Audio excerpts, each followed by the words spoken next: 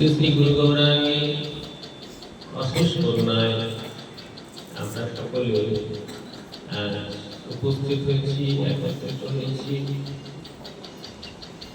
হরি কথা শ্রবণ কীর্তনের উদ্দেশ্যে একটি মহতী ধর্মসভায় যুক্ত হওয়ার জন্য। উদ্দেশ্য হল প্রাণের সম্পদ আহরণ করা। প্রভুপাদ শ্রী ভক্তি সিদ্ধান্ত সরস্বতী ঠাকুর বলেছিলেন, গৌরীয় মঠের উৎসব মানে ডাল ভাত খাওয়া নয়। গৌরীয় মঠের উৎসবের উদ্দেশ্য হল প্রাণের সম্পদ আহরণ। সুতরাং আমরা এই উৎসবে একত্রিত হয়েছি, সমবেত হয়েছি প্রাণের সম্পদ আহরণের জন্য। যে সম্পদটি আহরণের জন্য আমরা সকলে একত্রিত হয়েছি, সেই সম্পদটি হল ভক্তি। ভক্তি রেবৈনম নয়তি, ভক্তি রেবৈনম দর্শয়তি, ভক্তি বশ পুরুষঃ, ভক্তি রেব পুরুষঃ। ভক্তি লাভ হলে অন্য কোনো কিছু লাভ আর অবশিষ্ট থাকে না। কৃষ্ণের ভক্তি করিলে সর্বকর্মকৃত। যে ভক্তির দ্বারা ভগবানের কাছে পৌঁছানো যায়, ভগবান এসে উপস্থিত হন, ভগবানকে দেখা যায় ভক্তির চোখে, ভগবান বশীভূত হন, এটা ভক্তি। এই যে ভক্তি লাভ, এটি যে আমাদের জীবনের একমাত্র কর্তব্য, এটি প্রথম জানা দরকার। যদি আমার কনসেপশন কিছু ক্লিয়ার না থাকে, আমার ধারণার মধ্যে যদি একটু গোলমেলে ভাব থাকে, তাহলে আমি কেন ভক্তি লাভের চেষ্টা করব? এই জন্য ভক্তি লাভ করতে গেলে আমাদের প্রথম প্রয়োজন হলো যে ভক্তি লাভ কতটা গুরুত্বপূর্ণ, কতটা তাৎপর্যপূর্ণ, এটা জানতে হবে। কোথায় জানতে হবে? কে জানাবে? সাধু মহাত্মাগণ এটি জানিয়ে দেবেন। সাধু সঙ্গের মধ্য দিয়ে এই জ্ঞানটি লাভ হবে। এই জন্য প্রথম কর্তব্য, আবার ফার্স্ট এন্ড ফরমোস্ট ডিউটি, প্রথম এবং সর্বপ্রধান কর্তব্য হলো সাধু সঙ্গে হরিকথা শ্রবণ। সাধু সঙ্গে হরিকথা শ্রবণ না করলে আমার যে দোদুল্যমান চিত্ত, প্রতিনিয়ত আমরা ভক্তি পথে অবস্থান করেও প্রতিনিয়ত আমরা বহির্মুখগামী হই, এটা আমাদের জন্ম জন্মান্তরের স্বভাব। রূপ রস গন্ধ শব্দ স্পর্শ মান সম্মান প্রতিষ্ঠা ইত্যাদি ইত্যাদি, এগুলির জন্য আমরা যতটা উৎসাহী হই, ভক্তি লাভের জন্য ততটা উৎসাহী হই না। তার একটাই কারণ, যে ভক্তি লাভ করলে সর্বকর্মকৃত হয়, এই সংশয়টা আমাদের মধ্যে এখনো ক্লিয়ার হয়নি। এই ধারণাটা এখনো পরিষ্কার হয়নি, সংশয় যেন কোথায় ভিতরে রয়ে গেছে। যদিও কোথাও একটু মনে হয়েছে যে না, ভক্তি লাভই জীবনের একমাত্র উদ্দেশ্য, তথাপি দুর্বল চিত্ত, কোটি কোটি জন্মের অশুভ সংস্কার, প্রারব্ধ বারবার আমাকে টানতে টানতে হিচড়াতে হিচড়াতে আমাকে বহির্মুখতার দিকে নিয়ে যাচ্ছে। এই জন্য আমাদের প্রথম কর্তব্য হলো সাধু সঙ্গে কৃষ্ণ কথা শ্রবণ। মা দেবকী দেবীকে যেখানে কপিল দেব উপদেশ প্রদান করলেন, মা বলেন, বাবা আমি তো সংসারী মানুষ, তার উপরে আবার স্ত্রী লোক, আমি তো এই যে আমার বিষয়াভিমুখী যে ইন্দ্রিয়গুলির দর্শন করতে করতে করতে করতে ক্লান্ত হয়ে পড়েছি, আমার আত্মমঙ্গল কিসে হবে?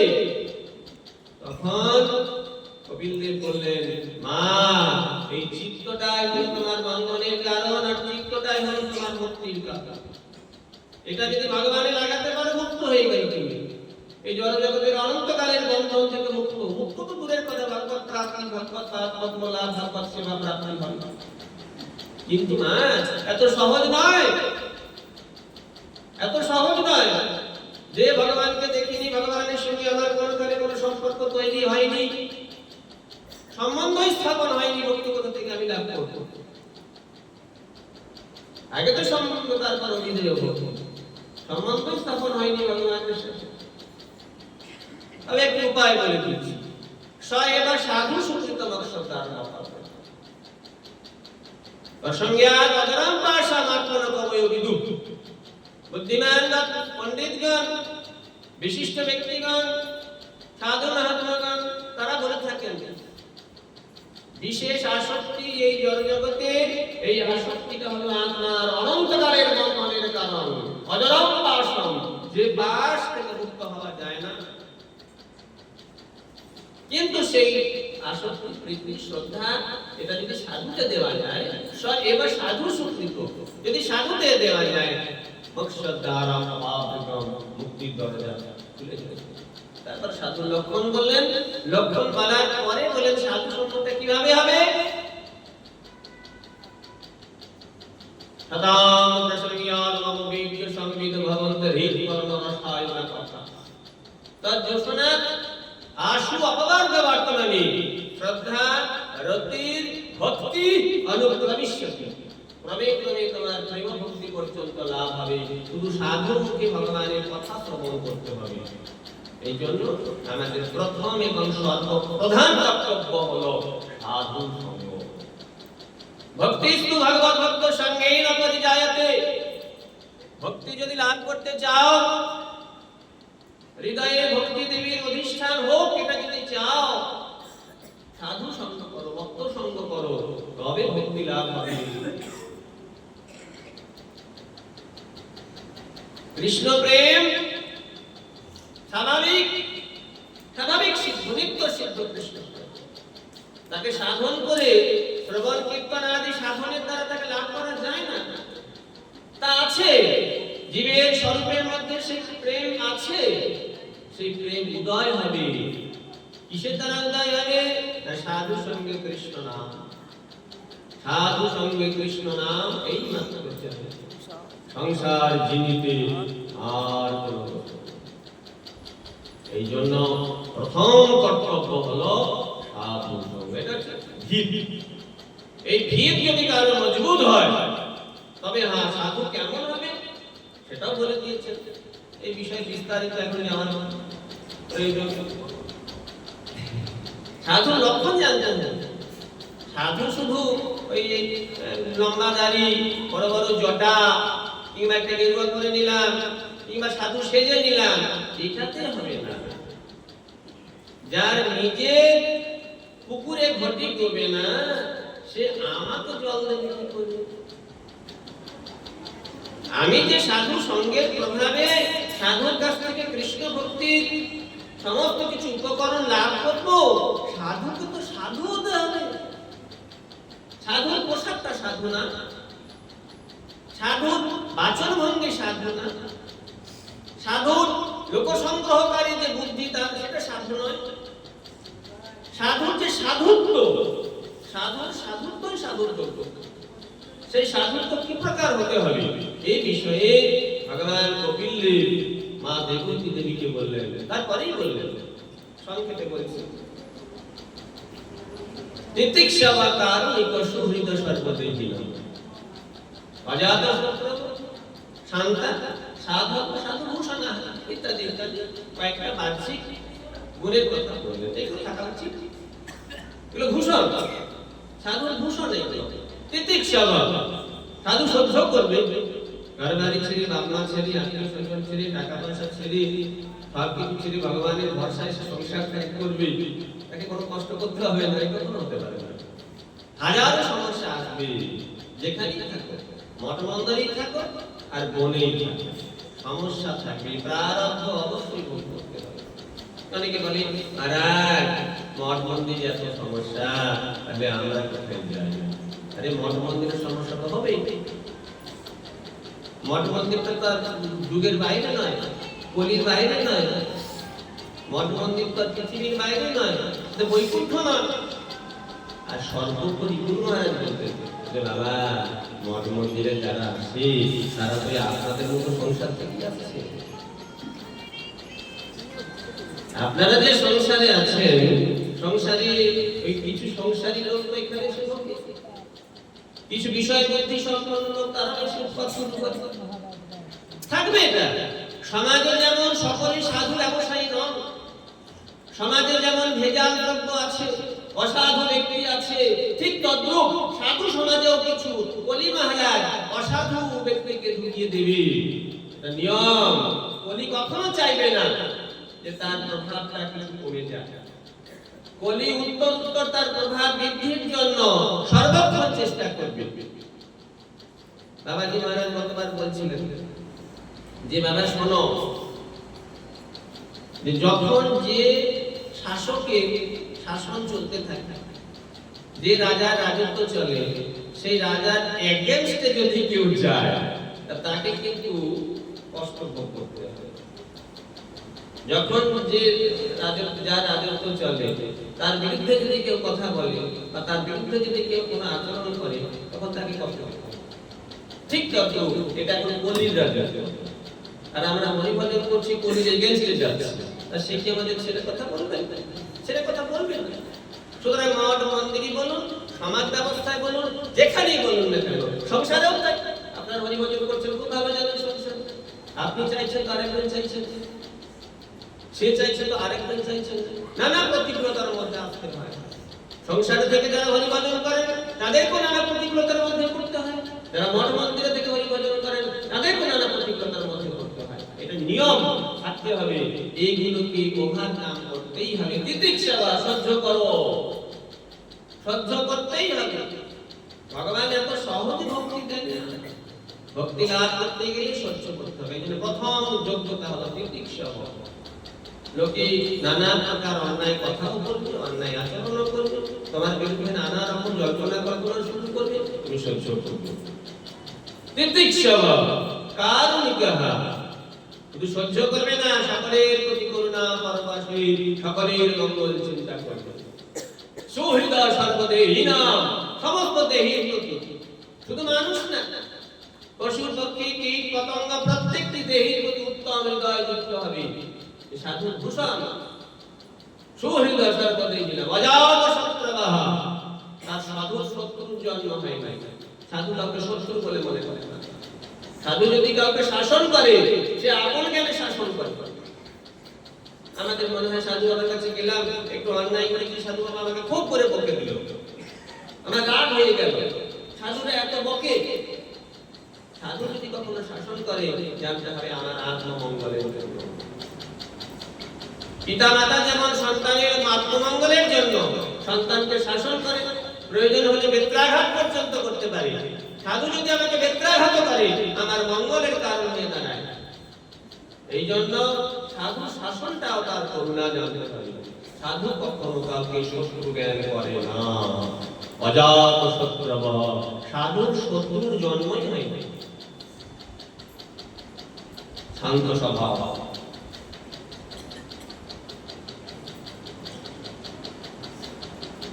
সাধু উগ্র নয়, উগ্র স্বভাব সর্বদা কৃষ্ণ ভক্ত নিষ্কাম শান্ত, যার কামনা আছে তার জ্বালা লাগবে। উগ্র হল সাধু, তো কোনো কামনা নাই, তার জ্বালা লাগবে।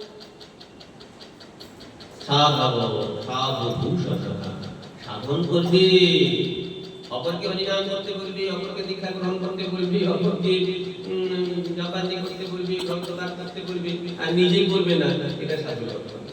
সাধু সাধন করবি, সাধব সাধু ভূষণ, সাধু ভূষণ, এটা বাহ্যিক যোগ্যতা, এইগুলো থাকবে। আর মূল যোগ্যতা কি? যে যোগ্যতার উপরে সাধুত্ব প্রতিষ্ঠিত। মই অনন্য ভাবেন ভক্তিং কুর্বন্তি যে দৃঢ়, এটা হলো ভিত্তি, এটা হলো ভিত্তি। মই অনন্য ভাবেন ভক্তি, সাধু শুধু ভগবানকেই চায়, ভগবত পাদ পদ্মে তার গাঢ় নিষ্ঠা, ভগবান ছাড়া সে আর কিছু চায় না। কৃষ্ণ নিষ্ঠা, কৃষ্ণ ত্যাগ, এটা থাকতেই হবে সাধুর মধ্যে। সে জগতের অন্য কোনো কিছু চায় না, কেবলমাত্র কৃষ্ণ ভক্তি, কৃষ্ণে নিঃশেষে স্থিত হয়েছে, এই হলো সাধু মই অনন্য ভাবে না, অন্য কোনো কিছু চাইবে না সাধু।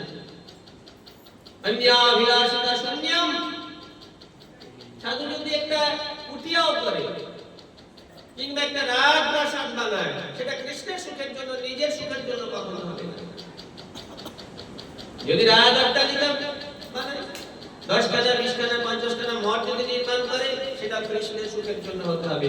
সব সময় সাধু নিজেকে সমীক্ষা করবে, এটা আমার জন্য করছি না তো, লোকে আমাকে ভালো বলবে, আমার প্রতিষ্ঠা হবে, আমার কত যশ হবে, আমার খ্যাতি সারা বিশ্বে ছড়িয়ে পড়বে, এজন্য করছি না তো। প্রতিনিয়ত আত্মসমীক্ষা চলতে থাকবে, am I right or not? আমি ঠিক করছি না ভুল করছি, আমার মধ্যে বিন্দুমাত্র সসুখ বাঞ্ছা রয়েছে কিনা, এটা সাধুর হিত। মই অনন্য ভাবে না ভক্তি কুর্বন্তি যে বিরাম, অন্যাভিলাষিতা শূন্যম, কোন রকম তার অভিলাষ থাকবে না। টাকা পয়সা গাড়ি বাড়ি তো দূরের কথা, সুখ্যাতি সুখ্যাতি অভিলাষ, প্রেম প্রেম নাম যশ প্রতিষ্ঠা, এগুলো পর্যন্ত থাকবে না।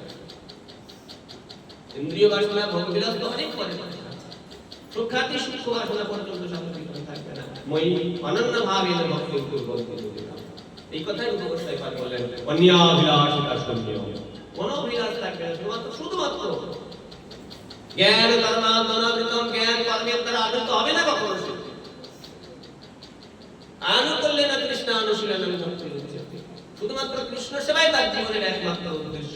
এই রকম দৃঢ় নিশ্চয়াত্মিকা ভাব নিয়ে যিনি চলেন তিনি সাধু। মৎপ্রীতি তপ্ত কর্মানো, ভগবানের জন্য সংসার ত্যাগ করবি, কর্ম ত্যাগ করবি। ইচ্ছা করলে সাধু 2-5 লাখ টাকা 10 লাখ টাকা 20 লাখ টাকা রোজগার করতে পারত, সংসারে থেকে হাজার হাজার লক্ষ লক্ষ টাকা রোজগার করে অর্থ সঞ্চয় করে বিষয় করে জীবন অতিবাহিত করতে পারত, কিন্তু সাধু সেগুলো ত্যাগ করবে। মৎপ্রীতি তপ্ত কর্মানো, আমার জন্য ভগবান বলেছেন আমার জন্য কর্ম ত্যাগ করবে। তত্ত্ব সদন বান্ধবা, পিতা মাতা আত্মীয় স্বজন বন্ধু বান্ধব গাড়ি গাড়ি টাকা পয়সা বিষয় সমস্ত ত্যাগ করবে ভগবানের জন্য, নিজের সুখে থাকার জন্য।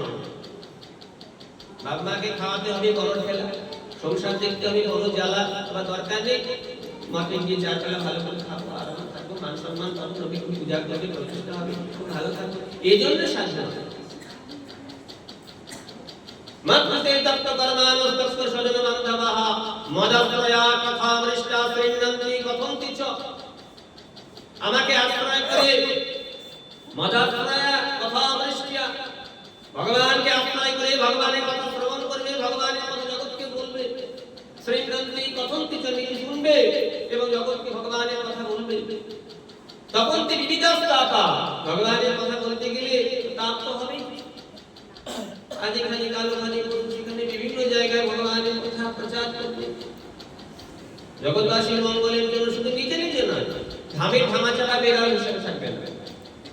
আমাদের গুরুবর্গের মুখে শুনেছি যে বাবা ধামের ধামা চালা বেড়াল হতে দিও না, ধামে বাস করতে একটা কুটির করে বসে বসে ভজন করবো, এইরকম বুদ্ধি গৌড়ীয় মঠের নয়। গৌড়ীয় মঠ জগতের মঙ্গলের চিন্তা করে, সকলের চিন্তায় আত্মনিয়োগ করে। প্রহ্লাদ মহারাজ বলছেন অধিকাংশ ব্যক্তি, অধিকাংশ মুনিগণ স্ববিমুক্তি কামা, তারা নিজের মঙ্গলের জন্য গোপনে বিচরণ করে, মৌনভাবে তারা নিজেরা ভজন সাধন করে, জগতের মঙ্গলের কথা চিন্তা করে না। কিন্তু প্রভু আমি এটা চাই না, শ্রীমদেবের স্তব করে প্রহ্লাদ মহারাজ বলছেন আমি এটা চাই না, আমি চাই সকলের মঙ্গল হোক। ভাগবতের অন্যত্র আছে সস্তস্ত বিশ্বস্য ফলপ্রসীদতাম ধ্যায়ন্তু ভূতানি শিবং মিথ্যধিয়া মনশ্চ ভদ্রং ভজতাদভক্ষ্যতে আবিশ্বতান্নমতিরহং বৈকুণ্ঠী। প্রহ্লাদ মহারাজ বলেছেন, কবে বলেছেন শ্রীমদেবের অন্যত্র ভাগবতেই আছে।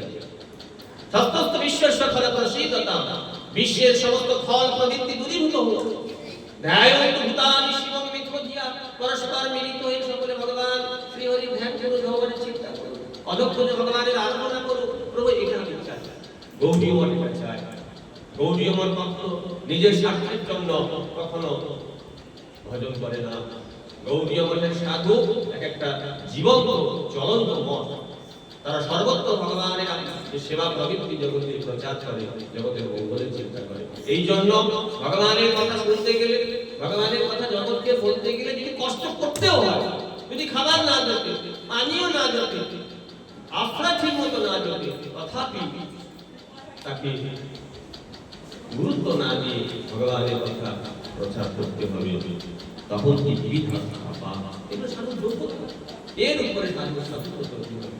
তাই কিছু বলার প্রয়োজন ছিল না মহারাজ। সুতরাং আর এদিকে আর গিয়ে লাভ